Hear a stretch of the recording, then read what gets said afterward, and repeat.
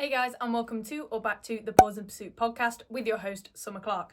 So today we have another super exciting guest. We have Esther Logue, who is the canine nutritionist from Paleo Ridge. As you know, Paleo Ridge is a raw dog food company and they actually sponsor me, so they have a special place in my heart. We're going to be talking all about raw and the benefits of raw, why you should feed it, how to go about feeding it and transitioning onto it, and advice for dog sport competitors such as myself who are travelling to and from events and are on the road and staying in caravans, tents or hotels without fridge or freezer access, what they should do about it. So without further ado, let's get into the conversation. Okay, so for people who don't know, if you want to just briefly introduce who you are and what you do. Yeah, of course. So my name's Esther and I work for a raw dog food company called Paleo Ridge. My role within the company is content and communications, but also our raw feeding expert as well. Awesome. That sounds like a very fun job. It is indeed very fun. Yeah. So a lot of my listeners asked, what are the benefits of feeding raw in your opinion? So in my opinion, there are so many benefits to feeding raw. Ones that I've seen firsthand, and then obviously, just the facts that are out there, the proof is in the pudding, really. But so there's things like, oral hygiene is one of them, better oral health, including less gum disease. And then you've got reduced allergies and intolerances, healthy coat and skin. I think that's a big one as well. We often see, a lot of dogs coming over to raw food who have itchy skin or have got some sort of allergy or intolerance going on, and a couple of weeks on raw and that just seems to get rid of it, which is lovely. Well, Arrow has a brilliant shiny coat, so I'd say that's down to Paleo Ridge, definitely. Yeah, do you get people mentioning to you about the coat? Yeah, people saying that it's really shiny. Yeah, again, that is definitely one of the perks. Yeah, and again, I've noticed an increase. Well, she's retired now, but Ethel, my border terrier, I did notice an increase in her performance when she'd gone on raw, because Arrow's always been on raw, but Ethel was on kibble first. So when we made the transition, I did actually notice her agility performance, and her energy levels and stuff like that increase. So I'd say that's probably another big benefit for people in agility. Definitely. With having no additives or no fillers in the food, it definitely, for performance-wise, is I would probably say the best, especially if your dog is competing. I mean, we've got a lot of agility competitors who are on our food, which is great. Yes, definitely. It seems to be quite trendy in agility as well, but for the right reasons. Good. I'm glad it is, and hopefully that trend carries on as well. Yeah. I mean, one of the biggest things as well, I suppose, is just overall immune support. So the immune system, 75% of it is in the digestive system. So basically, whatever you're putting into your body, it goes for humans as well. Whatever you're eating is going to impact every other system in the body.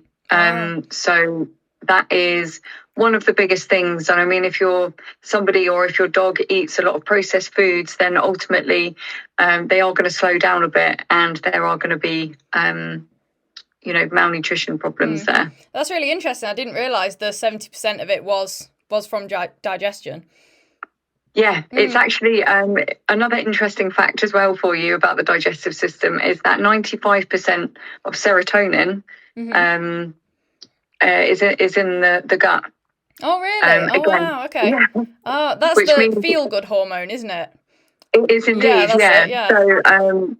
So what you're putting in there is going to reflect on your mood as well. Oh, okay. Same for dogs. Yeah. If your dog is very sluggish all the time and they're struggling to get moving or anything, if you do switch them over to a raw diet, I can guarantee you will see that change quite rapidly. Wow, that's a big one, definitely. That's super interesting. So, what makes raw superior to alternative diets such as kibble, in your opinion? So along the same lines, just, directly compared to kibble, because I suppose most people feed their dogs kibble. I feel like that's the more, usual thing to feed your dog. Yeah, definitely. And I think, with kibble and, tinned foods as well, I mean, for people who don't know, when you go to a pet shop or you're going to buy your dog food, those are the two main things that you see. Yes. And it's not, that's just what's commercial and that's what's available. But with raw food, I mean, I'm so glad that it's becoming more widely available for people, because with raw food, I mean, it's exactly what carnivores should be eating. Yeah. It's meat, bone and offal. And that's what dogs function best on. So I would say what makes it more superior is that there's no fillers in it. I mean, this is if you're getting a good quality dog food, obviously. There's no fillers, no additives. There's nothing in there that is going to upset your dog's systems. So, for instance, no refined sugars or no carbs as well, because dogs shouldn't really be having carbs. So it is actually all for optimum health. That's exactly what it's for. And it's not for convenience. It's not, although, a lot of people say that raw food isn't as convenient as, opening a bag of kibble, which I do understand. But at the same time, it's just a different way of doing things. It's taking something out of the freezer and just remembering to do that, which is, once you get used to it. I don't actually find it any more hassle or time consuming than kibble, actually. You just got to add that part of the routine of literally getting it out the freezer. And that takes 2 seconds, and then putting it away, half a day later or whatever. I don't think time-wise it's that much different. And a lot of kibbles as well, you'll walk into a supermarket and the first lot of kibbles you see is those, I'm not trying to hate on the brands, but a lot of them are the bright red and bright green and the kind of coloured kibbles and stuff like that. So it's not natural at all. So whereas the raw is completely natural. So exactly that. It's totally natural, and it's exactly it contains the nutrition that they need. It's not just something just to keep them going throughout the day because they're hungry. It's actually doing them so much good internally, and ultimately feeding something like that will mean that you pay less vet bills in the future. Yeah, exactly. And a lot of people probably say, oh, raw is more expensive than kibble and stuff like that, but when you do think of the vet bills and stuff, then for your whole dog's lifetime, it's actually not going to make that much difference, because like I said, vet bills are even more expensive than any food. So exactly that. And you think, with the price of everything going up as it is anyway, vet bills are only going up higher. The cost of medicines and everything is going up higher. So if there's a way that you can prevent instead of treating, that's kind of what we like to shout about. We want to prevent any sort of health conditions and diseases just by feeding a natural, nutritious diet. Yeah, and obviously you want your dog to feel, healthy all the time as well, more than the cost. But yeah, so it's ideal. So does a raw diet promote performance in dog sports such as agility? So we just touched on this a little bit, but, can we go more in depth about the performance aspect of it for sporting dogs? Yeah, absolutely. So again, I mean, dogs will not thrive, especially dogs who are competing. They will not thrive on processed foods, synthetic vitamins and minerals. They need full vitamins and minerals in order to perform at their best. To give an example, it would be the same as, if you had a child who was training to be, to train in the Olympics or something. If you were feeding them McDonald's and KFC and everything on a regular basis, chances are they're never going to get where they want to be because they're not getting the nutrition that they need. And when you kind of break down the systems in the body, everything works in such a way where you have to have all of these nutrients in order to perform properly. Yeah, definitely. And when you start kind of looking in depth as well at how all these systems works, it's actually quite scary. I myself, am a sucker for eating processed foods. Yeah. And we all like to give our dogs treats as well, don't we? Because there's, a little bit of cheese or something. So it's not completely, I'm not saying you shouldn't treat your dog with something a little bit naughty every now and then, but to have their main diet as healthy natural food is ultimately just going to get them to perform better. Yeah, I mean, Ethel had Baby Bell as her treat for after agility because it was her favourite thing in the world, but she was on a raw diet most of the time, so it didn't impact her health at all. So she could afford to have those sort of naughty treats because her main diet was so good, whereas if her main diet was sort of the artificial stuff, then her health might she might not be able to afford to have the cheese, so it benefited her as well, bless her. Yeah. But another thing I was thinking is that I feel like half of the issue with most people feeding kibble is that it's sort of more, you know, like pet people instead of sort of agility people, if I'm saying it like that. You know, they kind of, I feel like a lot of people don't even know raw is an option, if that makes sense. Like all they see is kibble, like they go into a supermarket and then, or if you type in dog food, it is kibble or wet, or do you know what I mean? Raw isn't really even there. And the only way I found out about it was through being in the agility world, if that makes sense. So I think that's a big factor as well. Definitely, and I think it's you know, more and more people are becoming wise to it, but there is a lot of education that still needs to happen. And it's trying to kind of you know, the whole pet food industry needs to make way for raw now, and I think it is slowly happening. Yeah. I mean, we're doing a trial in Sainsbury's and Pets at Home. Oh, okay. Which is really good. You know, the main thing for us is that we want to get our name out there, because we want people to be feeding this lovely, you know, healthy, nutritious food. So to start seeing it in supermarkets, and, you know, I know Pets at Home have raw food in there anyway, but it's just going to show that there is more of a demand for it now. Yeah, I was just about to say it'd be good if it was in supermarkets, in the freezer section. But yeah, no, that's cool. Yeah, I feel like people would just come across it then, wouldn't they? Yeah, I think that'd be exactly that. Instead of having to order online as well.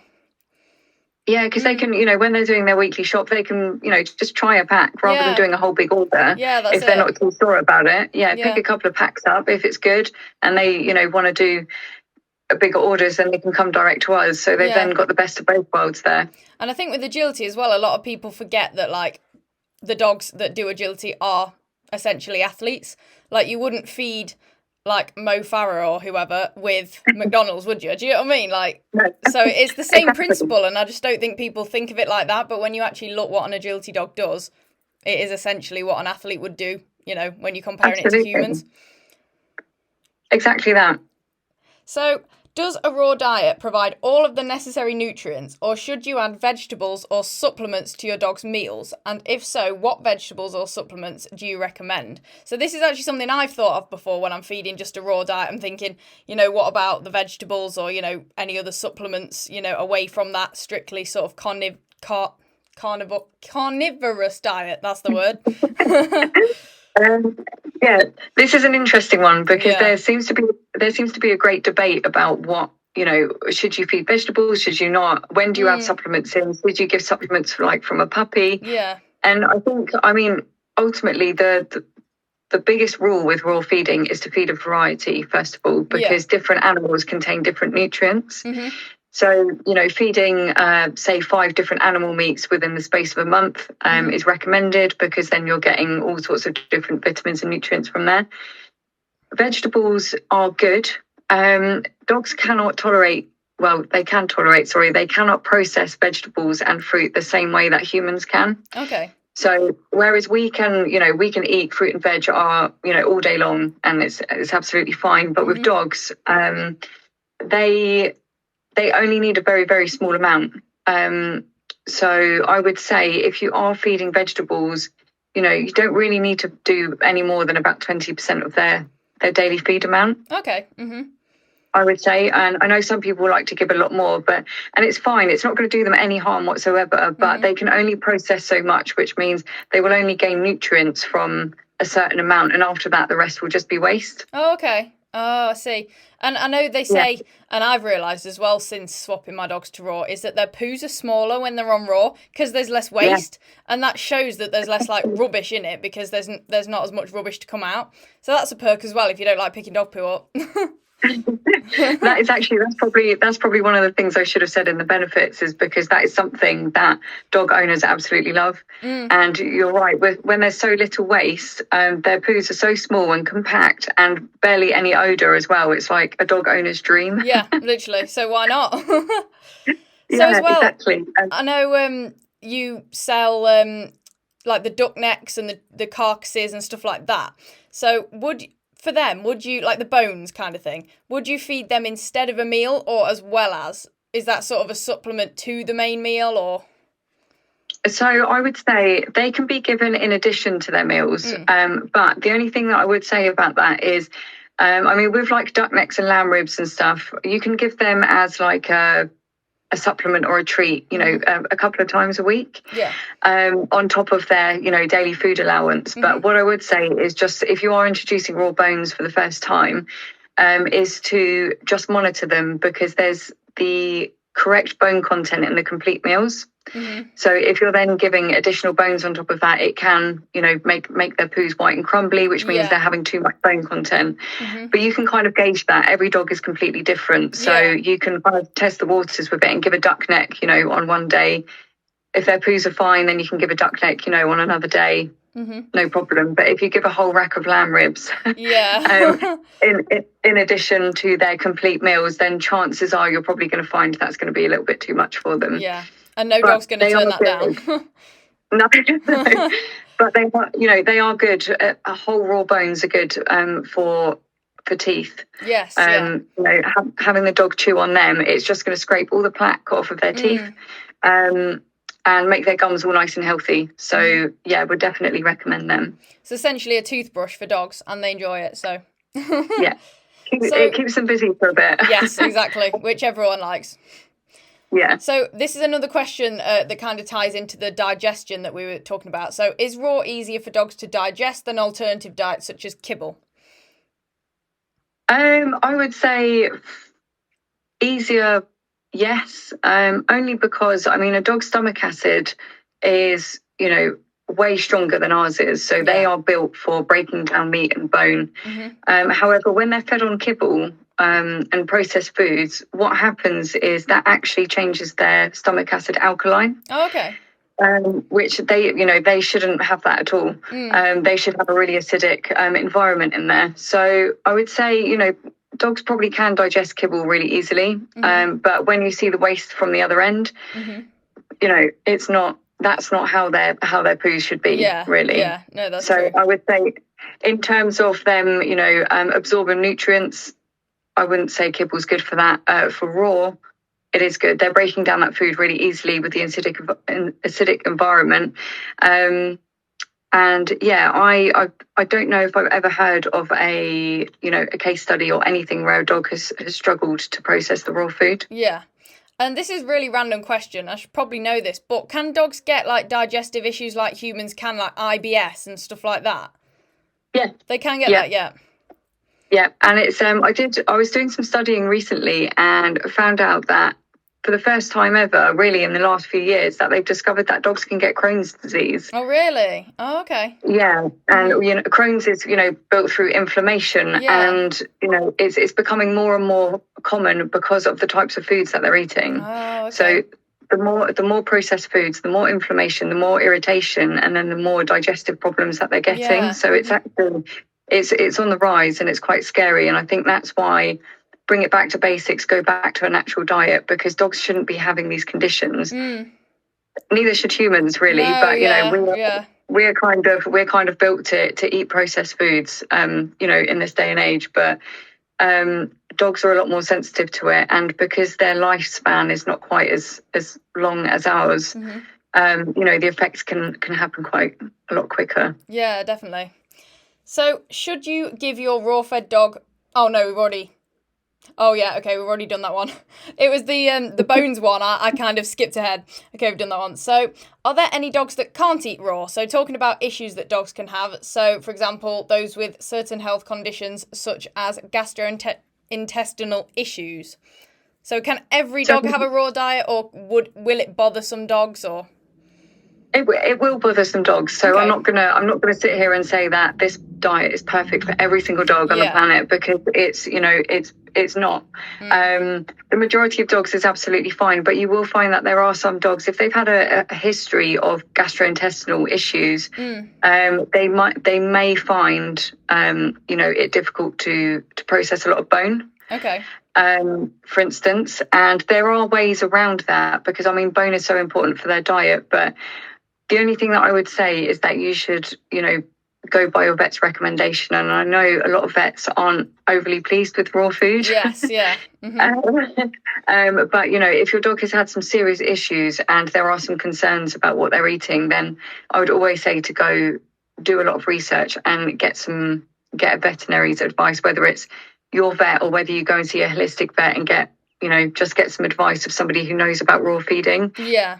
Because I don't want to sit here and say that, raw food is going to be perfect for every single dog, because just like with humans as well, there are some diets that we can't tolerate. Some people can't tolerate, vegetables or milk or all sorts of things. So it's, it's not like a one size fits all diet. But saying that, there are different ways of feeding raw. So for instance, introducing softer meats like tripe. Oh yes, yeah. So if you're not sure about it but you want to introduce it, I would always start with some raw tripe. Oh, okay. It's so easy to digest. It's so good for the digestive system, and you can always kind of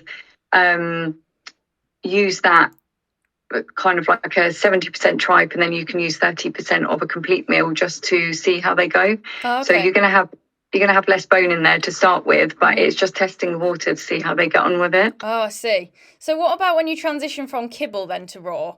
Because I've heard before, and I don't know whether it's a myth, that you're not meant to feed both together. But usually if you swap kibble brands, for example, you do that, like you do 90% of the old one and 10% of the new one, and then gradually swap that over. So how does that work with raw? So with raw, I mean, I would say, not to feed, if you've got your dog's bowl, is not to have raw and kibble mixed in the same bowl. Yeah, that was it. Just because they do digest at different rates, and it can cause, some cramps and stomach upsets. It's not to say that that's going to do that every time, but it can happen. So we always advise to, if you are transitioning from kibble to raw, is to, and again, this is preference, we recommend a straight switch. Okay, yeah. So stopping kibble one day and then just moving straight onto the raw, and give it a 2-week period, because usually what will happen in those 2 weeks is, the body will start adjusting to the raw diet. And then by the end of those 2 weeks, you're going to see kind of solid, firm poo, and you're going to know that the transition is kind of complete from there. So it's just about having it in the same bowl then, is it, that's the issue, like eating it at the same time? Yeah.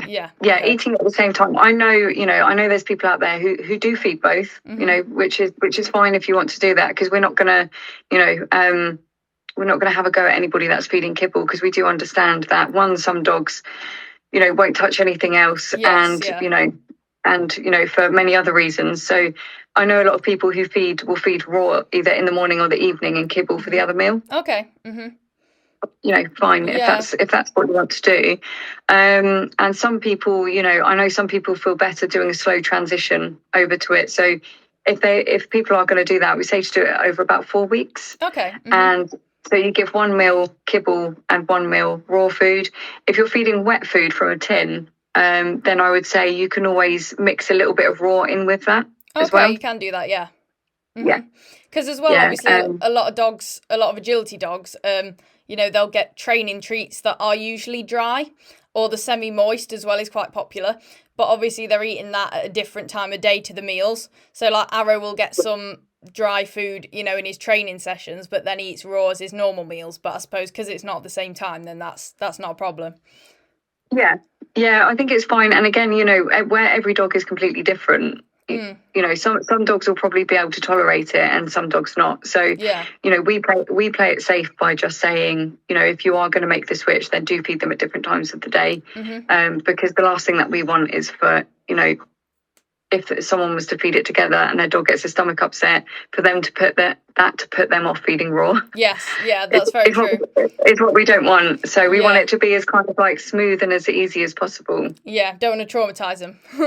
No. But I did that. I just went straight from kibble to raw. But then after I'd done that, and I had no problems, but then people are like, oh, I can't believe you did that. You meant to do it gradually. I'm like, I don't think so. So that's nice to clear that up. No. Definitely did it right then. Yeah, and I mean, as you probably experienced, well, as you said, you do experience no problems. So for some people, it works well. And we always like people to do a straight switch, just because they're going to see the benefits of raw a hell of a lot quicker. Yes, definitely, yeah. If they do it that way, and all of the toxins and processed food will be completely out of their system, and they'll be natural and good from then on. Cool. So does raw food help to clean your dog's teeth and promote oral hygiene? So we already said, yes, it does. But sort of, do you want to elaborate on how it does that more? Yeah, absolutely. So obviously bones, especially whole raw bones, are packed full of calcium. Calcium is needed for healthy gums and teeth as well. I often hear people say that their vets recommend dogs eat kibble because it helps to clean their teeth.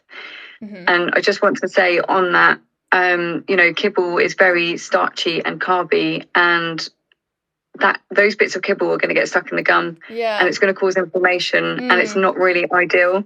Whereas if your dog's having a raw bone, the bone is hard enough that it's going to scrape the plaque off and keep that area clean. And there's not any sugars or anything in there that's going to sit there and rot in the gums, basically. So that's the main reason: the calcium content and the actual process of it scraping the plaque off the teeth. And, what about, and I had this with my old dog, Earl. So what if you go to give your dog like a bone or a duck neck, a lamb spine or whatever, and they're such a greedy dog that you worry that they're going to like swallow it whole or choke on it or anything? Is there anything you can say to those owners that sort of, put them at ease as far as that goes? Because a lot of people have told me, it's okay even if they swallow a chunk, because it's so natural. It does digest and the acid works at it. So it's not like swallowing a chew toy or something. Yeah. So I would say, there's many dogs out there who just want to get it down as quickly as possible. It's quite scary when it happens. Yeah, and I would say any dog owners who are looking to give whole raw bones for the first time is to be with them whilst they've got it. Yes, yeah. Just to monitor them, just so they know what they're doing. If you're a big, if you've got a big dog and you're giving a duck neck, chances are they're going to get that down in one go, or at least 2 bites, because it's quite, for them it's quite small. If you've got something like lamb ribs, or like a beef marrow bone or something, sometimes if you can give it frozen is another thing you can do, because they won't be able to bite through it then, and it will take them a bit longer. So I know a lot of dog owners like to do that during the summer as well, because it keeps them busy and it cools them down. Yeah, that's a good idea. Would you say that cleans their teeth even more because they're almost spending more time on it and it's a bit harder, or is the oral side of it pretty much the same? I would probably say so, yeah. Yeah, okay. Especially if it's something like a beef marrow bone, because they're so huge, and at the best of times, they're really hard to get through. So if you've got a frozen one of those, that is going to be hours and hours of entertainment for your dog. Yeah, it's a double whammy. Yeah. So should raw be defrosted at room temperature or in the fridge? Someone asked? Always the fridge. Always the fridge. Okay. Yeah. Just because, we don't ever want any risk of any bacteria growth. I will say if you're in the heart of winter, and it's absolutely freezing outside and you need to speed up the process, you could potentially leave a frozen block, just outside of the fridge for maybe, an hour or something. But yeah, we always recommend to do it in the fridge. I know the 1 kilo packs can take, they can take up to 2 days sometimes, because they're so big. But we would still recommend, if you want it to defrost quicker, to use like an electric knife, chop the frozen block in half and defrost it, in 2 separate blocks. But yeah, always in the fridge, just to be on the safe side. Yeah, you don't want to risk food poisoning. No, not at all. So then the next one is sort of the human side of it. So how can you ensure that you don't get food poisoning from handling raw and storing it in a human fridge or freezer? So I love this question, because this is one of the most common questions that we get, because as soon as people hear raw food, they're like, salmonella and E. coli and bacteria. And the best way that I can put it across is that, first of all, you should always defrost it in a sealed Tupperware. Always. Yeah. That is the best thing, and always keep that at the bottom of your fridge. So don't have that above anything else, just in case something happens to your defrost tub and you get contamination. So keep it in a sealed container in the bottom of the fridge, and like you would for any meat eaters out there, if you keep raw meat in the fridge, it's kind of exactly the same if you've got raw chicken or something, and always wash any utensils that you use. Always wash the dog's bowl out as well. After every use, wash the utensils, and maybe have like specific utensils for your dog's food as well. And yeah, it's literally just washing your hands, washing the surfaces if you're, decanting anything. Mm-hmm. And yeah, it's no more of a risk than having raw meat in the fridge for you and your family. Yeah, exactly. Because I think, like you said, people think, oh, raw meat, salmonella. And, you kind of want to eliminate anything that could possibly put people off feeding raw. So that's great to clarify that, definitely. And then, Can dogs get food poisoning from raw? So I'm assuming this is a yes, they can get ill if it's, say, left out of the fridge or something. Yeah, definitely. I mean, dogs can get food poisoning from any food whatsoever. That goes for kibble. Just because it's dry, it doesn't mean that it can't get bacteria on it. Yes. Any food that is not stored correctly, or is of good quality, then there would always be a risk there of that. Mm-hmm. The good thing about the raw food that we produce is that we have extensive testing in place, and we ensure that everything, all the processes are followed correctly. Yes, yeah. With raw feeding, and yeah, there's always a risk of food poisoning, and that can come down to storage. Yes, yeah. If, for instance, if your freezer breaks, and your food starts to defrost in there, and you can start to see like a little bit of blood in the packs or something, and then you refreeze it. Mm-hmm. There is a possibility that might not be okay. Okay. So yeah, I would just say as long as you're storing the food correctly, there is no more risk of getting food poisoning from raw than there is other foods. Okay, so defrosting and then refreezing, that's a risk then, is it? I would say so, yes. Yeah. Only because we never ever recommend to refreeze our food once it's fully defrosted. Okay.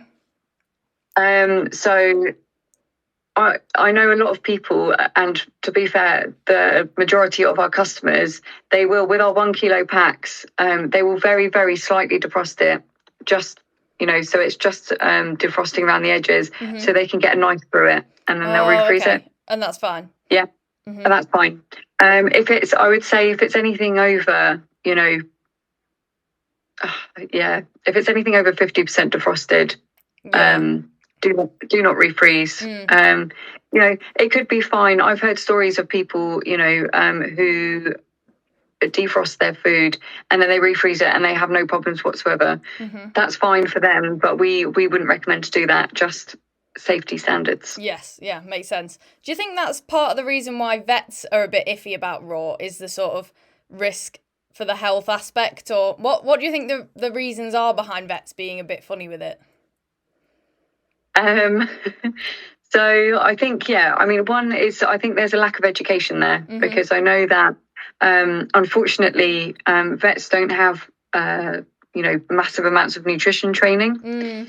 And we know that the majority of vets are sponsored by certain dry food companies. So that's another thing. But I personally, I think, there's a worry about it because they don't really know much about it. Yeah, no, that's true. And that's, and we would love to kind of educate more vets about it, because it really is great. And, it is preventing a lot of health conditions. So, hopefully some more vets come around. There are more and more holistic vets popping up, all over the UK, which is brilliant. Yeah, I was just about to say a holistic vet's completely on board with that. Yes, so there is, for anybody listening who is interested, there is an organisation called the Raw Feeding Veterinary Society. Okay. So they're the RFVS. They're an absolutely wonderful organisation, and they are, groups of vets who are pro raw feeding. Oh, okay. And they've got great, nutritionists on board, and they're a really, really great bunch of people. And they actually had their first appearance at the London Vet Show last November. Okay. Oh, cool. Yeah, which is massive, because where the majority of vets are not too pleased with raw feeding, to have the RFVS there was a massive milestone. Yeah, that's great. Yeah, which is great. So it was really great to see their stand there amongst amongst loads of vets. So like my vet has said in the past that they think Arrow, obviously my agility spaniel, is slightly underweight, but he's not. Do you get what I mean? Like, he's completely fit, and most of him is muscle. He's a lean dog anyway, so you can feel his ribs. and I've had a few people in agility agree, saying that their sort of sporting dogs are classed as underweight by vets. But do you think that has any correlation with raw, as in, raw keeping dogs leaner? And then also portion sizes. So can dogs eat more raw as opposed to kibble, as far as how full their bowl is and keeping them full? Yeah, so this is this is an interesting one as well, because with raw food, the majority of raw fed dogs look lean, don't they? Yes, they just look, they look muscly, they look really healthy, and it's very rare that you see an overweight dog that's raw fed. Yeah.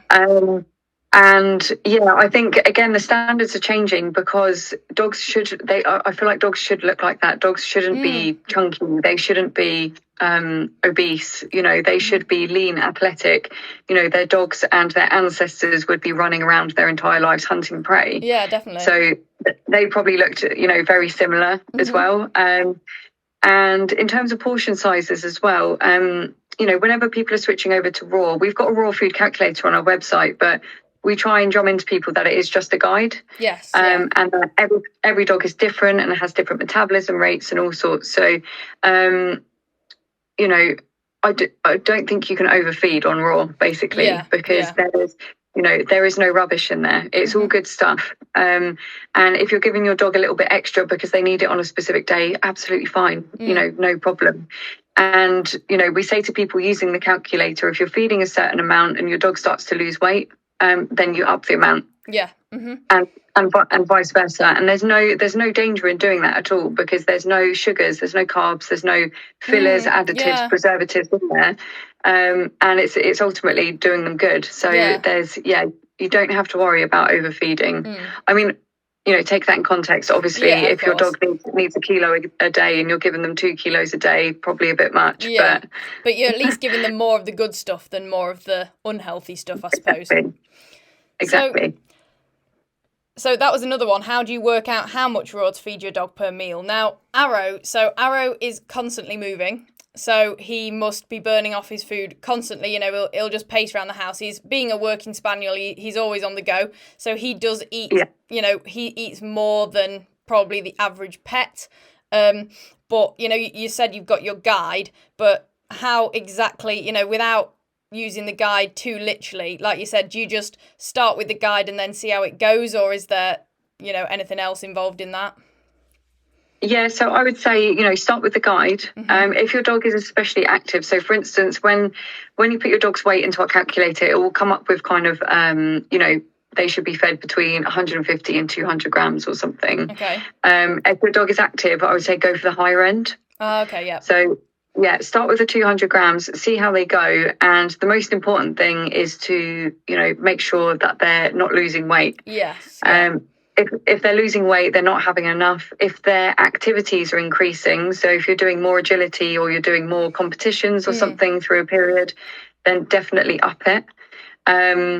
And I would say the kind of standard amount, if you're going to up their food specifically, would probably be about 20 to 30 grams to start with. Yeah.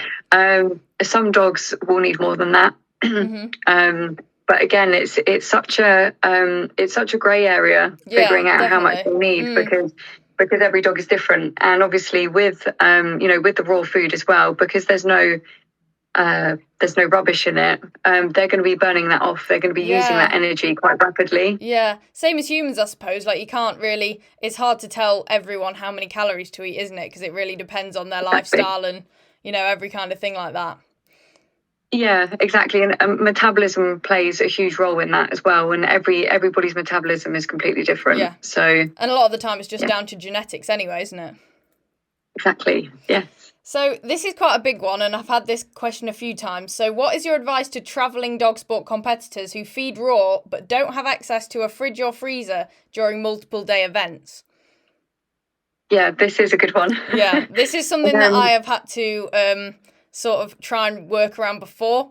But my solution, well, it wasn't really a solution, but I would take the raw for like the first night or whatever. And obviously use it till it was not, usable anymore. And then I took semi-moist with me and then fed them on that for the rest of it until we got back home. Because, you know, when you just don't have access to one, it's like, what else do you do? But do you have any sort of advice on that?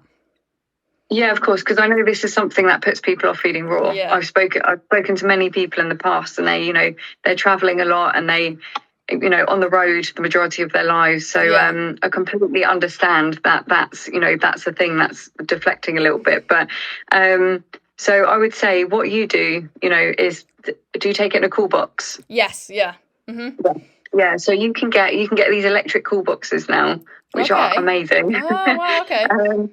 Yeah, so they're battery powered and they basically keep going until that runs out and you can recharge them, which is amazing. So there are some, I'll have to dig out some brands for you of those, but they seem to be becoming more popular. And I know not everybody can, you know, have a big cool box with them if they're, you know, going camping or hiking or something. So the only other thing that we would recommend is there is a company who do a freeze-dried raw food. Okay. Mm-hmm. And they are called Ziwi Peak.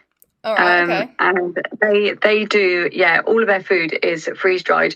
And they do, it's really great. It's a really great brand. It's, you know, they are quite pricey, but it's because their food is well sourced. It's really nutritious, but it is perfect for if you're traveling around.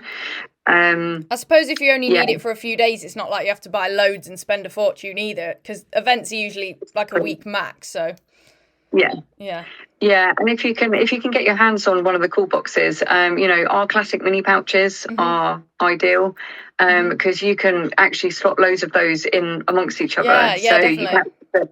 You can fit quite a few of those in, and chucking a couple of ice packs in there as well helps. So it's basically like a small portable fridge, isn't it? Yeah. So and that's that's ideal. Obviously, you can't keep it frozen, so that'd just again be like defrosting it in the fridge, wouldn't it? In a way.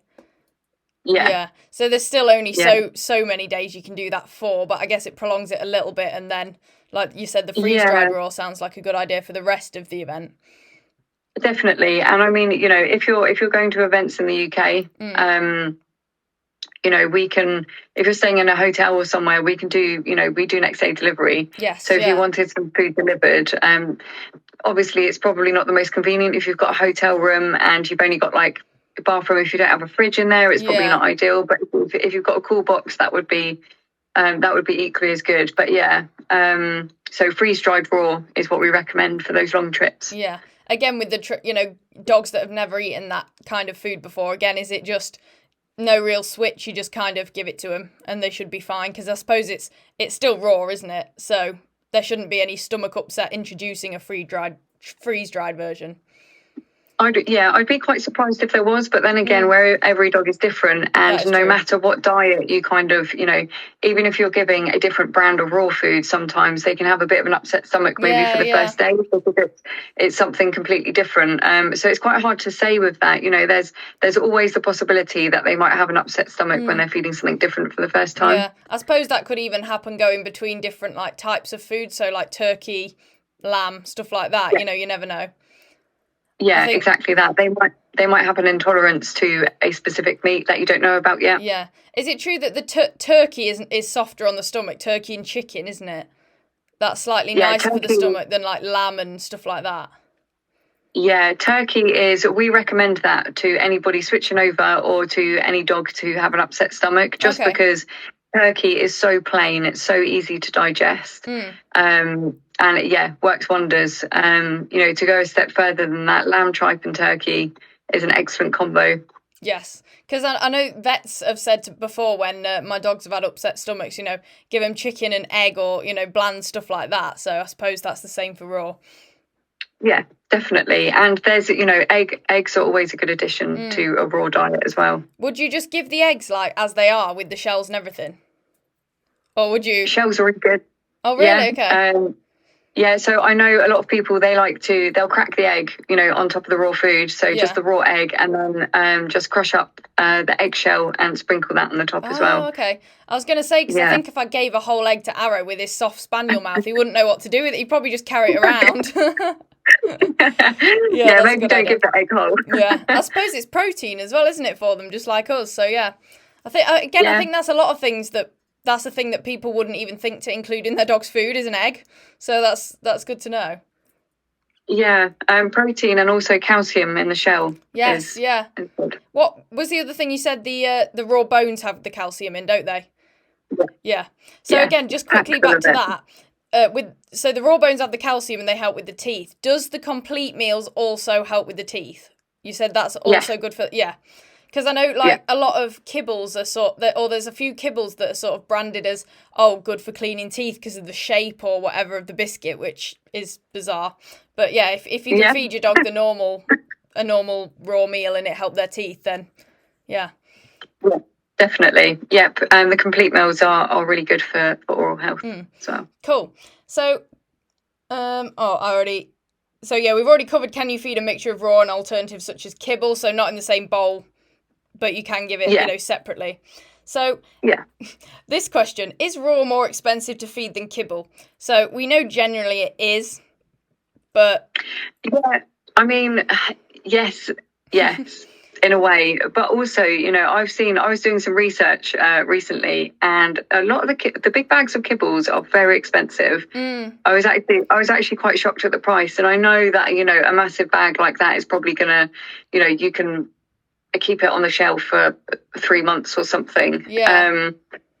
But ultimately, if you've got a huge bag of kibble and you're opening and closing it all the time and you're getting air to it, chances are, the stuff down the bottom is probably going to be a bit manky by the time you get down to it. Yeah, I was going to say, can that affect, the quality of the food as well as far as kibble goes if it's accidentally left sort of without a seal on the bag or something?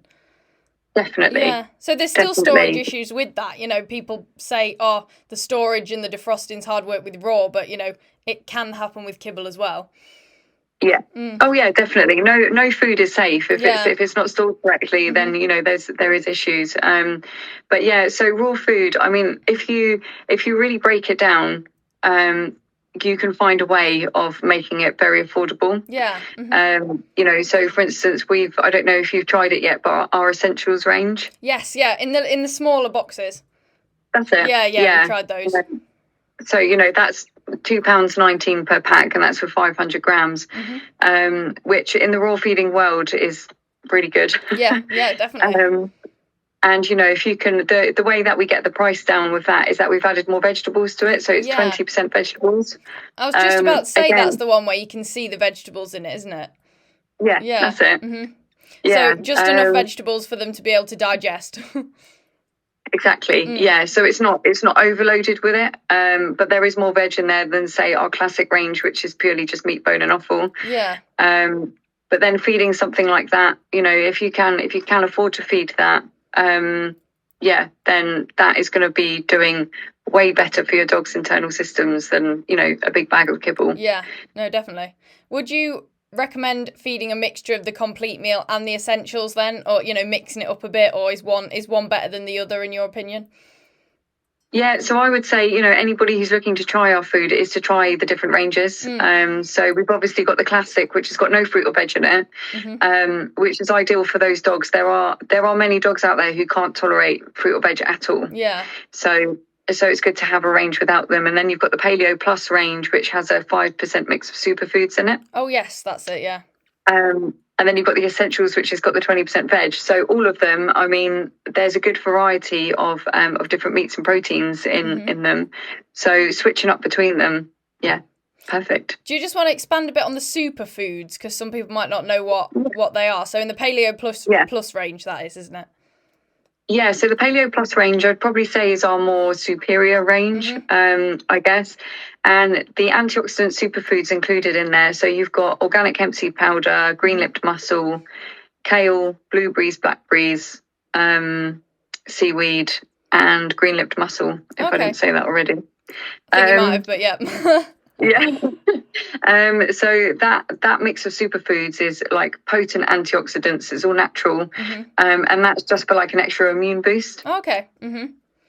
So yeah, some really good ingredients in there, and that's not to say the other ranges are not immune boosting, because just having a range of food without additives and everything in them is straight away an immune booster. Yeah, that's true. And I suppose for the people asking, if you need to add supplements to the raw, I suppose they are kind of supplements to the raw, aren't they, for that range? Exactly. And the antioxidant superfood mix that we do, we actually sell on its own. Okay. So it comes as a frozen product. It's called Very Good. And you can actually defrost it and refreeze it. Oh, okay. So you can, what a lot of people like to do is defrost it, put it into ice cube trays, and then just pop one out for each meal. Oh, okay. Again, making it more convenient so that people don't have to, do all the work themselves, which people always seem to like. Yeah, exactly that. So this is an interesting one because I know a few people that have dogs like this, and I've never had a dog like this. But someone said, can you still feed raw if your dog doesn't eat all of their meal in one go and prefers to graze on it throughout the day?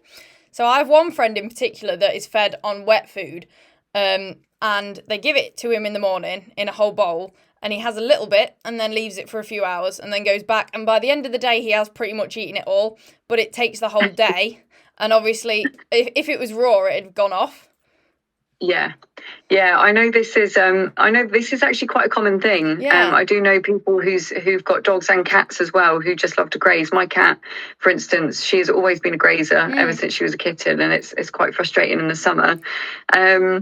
But yeah, what I would say with that, I mean, if you work from home or you are home where you're able to, keep an eye on your dog, I would recommend either giving smaller portions throughout the day, so little and often. Yeah. Or if your dog's eaten, if he's had like a few bites of it and that's it, just pop it back in the fridge. Yes, yeah. Yeah, pop it back in the fridge. And then, if they're looking for their food bowl again, then represent it. And then it's always going to be fresh, like throughout the day, because, on a day like today, it's so hot in my room right now. Yeah, it's not nice. That raw food would probably go off very, very quickly in this heat. So, yeah. If you do have a dog that is a grazer and you are able to be around them and just pop it back in the fridge, then definitely do that. I suppose it's something, if you had like a dog walker or a dog sitter in, that you could also ask them to do as well, I guess. Yeah, exactly. Yeah, so there are ways around it. And yeah, I mean, there are ways of training your dog to not be a grazer, but that's obviously a bit of a longer process. Yes, yeah. So, yeah, if you can anyway, then, popping it back in the fridge and taking it back out, absolutely fine. The training is probably more the long-term solution. Yeah, it is. And as well, it might make them more inclined to want it again if you put it away and bring it back, because what dogs are like, they want what they can't have. So if it's gone, they then want it again. So that might help them, get them out of that pattern. You never know. Yeah, it's so true. It could work. Work. So the last question then is, what are your top tips for transitioning to raw from an alternative diet such as kibble? So again, kind of a summary, we've kind of already talked about it, but for anyone listening who isn't raw feeding and wants to, what is your main bit of advice? So main advice would be to, if you start with something easy to digest, which is going to be, turkey or lamb tripe and turkey. Those are the two meals we recommend. For people who don't want to start with tripe because it smells, fair enough, but it is good to have that introduced. So start with just the plain turkey. I would always be prepared that chances are they may have inconsistent stools for the first up to 2 weeks, I would say. So, if you've switched your dog over and the first day they've got a bit of an upset, they've got loose stools, perfectly normal, nothing to worry about. Don't start panicking. It is perfectly normal. And do your research as well, because I know a lot of people are worried about doing the transition. Yes, definitely. But bacteria and everything is a big thing that people are concerned about. And the only thing that I can say is do your research. If you want to call us, you're more than welcome to call us, email us, and we can, talk you through the process and give you a meal plan and just basically, hold your hand throughout the first process of it. Because I know how daunting it is switching over to something new. And I would say as well, just make sure that you're prepared. Leave yourself a note on the fridge to take your dog's food out of the freezer. Yes, yeah, definitely. Even maybe set a timer or something. I do that quite a lot, is set like an alarm on my phone. So that works quite well. Yeah. And there's no harm in having some backup food. So if you take a couple of packs out at a time, once it's fully defrosted, it's going to last in the fridge for up to 3 days. So if you wanted to take a couple out, just to be on the safe side, you can do that as well. I know there's some articles on your website in there, or pages that are like help with transitioning as well. Yes. So have a look at online. Our website. Yeah, definitely check out our website, and then we're always there as well if you need any advice. You can call us, email us, pop us a message on Instagram, and we can put your mind at ease with whatever you need. Would you recommend starting with something like the turkey when you first switch to raw, or doesn't it matter? So again, it's dependent on the dog. I know people who've gone straight onto our essentials range. Okay. And they've switched over, and their dogs have been absolutely fine. Some people have gone straight in for lamb. Some people have gone straight in for beef. We recommend the lamb tripe and the turkey because we know for a fact that it is really gentle on the stomach. Yeah. So that's why we recommend that. If your dog's got a stomach of steel and you want to try something else, like from the Paleo Plus range or the Classic range, then you can do that. That's totally your call. And there's no like strict rules about it. Yeah, that's true. And I don't want people to feel like that they're doing things wrong, or the only thing you would be doing wrong is if you're defrosting it out in today's heat. Yeah, definitely. But in terms of what to feed, that is your call at the end of the day. Because I started Ethel on the turkey, I remember, and then we the first time I gave her the is it lamb and tripe, she wouldn't eat the tripe. Have you heard of that before, where dogs turn their noses up at the smell of the tripe? Because it obviously reeks, doesn't it? Like, we can smell it. Yeah. But I never thought that it would be a thing with dogs. And she did eventually come around and eat it. But it took her a few goes of me giving it to her. And she sort of acted like it was like poo or something. Like, she smelt it and proper like put her feet up like that. Like she would if she stood in poo. It was really bizarre. That's really interesting because, the majority, I would probably say 90% of dogs will just love the smell of it, even though to us it's disgusting. But, if a dog's been fed on, non-stinky food for the majority of their life, they might just look at that and be like, what the hell have you just put on my plate? And be a little bit nervous to touch it. That can happen. So if your dog's not had tripe before, to get something without tripe in it as well. So you've got something, but it's very rare to hear of a dog that doesn't like tripe at all. Yeah, I mean, she eats it now, but she is quite a picky dog anyway, and she takes a long time to eat. But I just thought that was really bizarre. that is strange. Yeah, it's quite just unheard being of. special. Yeah. Well, that is all of the questions. Thank you very much. Oh, lovely. No, thank you for having me. It was really lovely to chat to you today. So that was my talk with Esther. Thank you, Esther, for coming on to the podcast. That was a super interesting episode, and it definitely taught me a lot. As we know, canine nutrition is super important for our agility dogs and sporting dogs, and even just our pet dogs. It is so important, and I think quite underrated. So thank you again, Esther, and you can find Esther and Paleo Ridge on social media and on the website paleoridge.co.uk. And I will talk to you guys next Wednesday. But before I go, if you could follow me on all of these social media links, I'll put them there on the YouTube video and down below on Spotify and Apple Podcasts. And if you could leave a rating or review on Spotify or Apple Podcasts, that would mean the absolute world to me. Keep sending me your feedback. Keep asking me questions. Keep sending me topic ideas, guest ideas, all the things. And I will see you next Wednesday. Bye, guys.